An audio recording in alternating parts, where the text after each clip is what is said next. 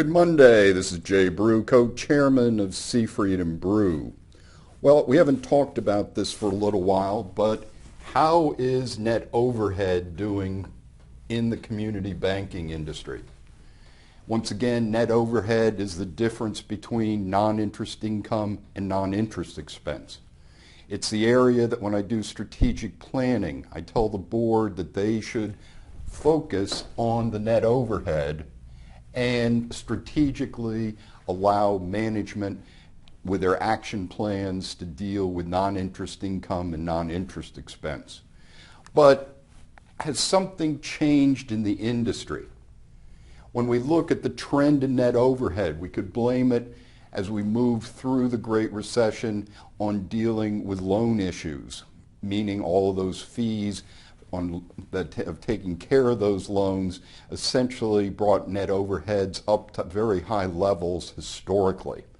Yet, when we look at it historically, the industry has always been around 2%. When we look at it currently, even though there's a little bit of a downward move, is that we're still right around 2.18%. And strategically, I think that every bank should try to get down to 1.75% area, which is where our top 15th percentile community banks are. So is it one thing over another in terms of the trends in net overhead? When we look at non-interest income, you can see that that's remained relatively flat here over the last year, with just a slight uptick this present quarter.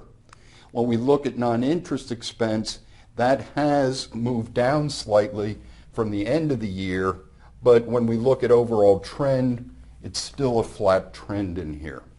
So when we look at overall net overhead, is that strategic planning can help community banks to move towards a more optimal net overhead for your institution.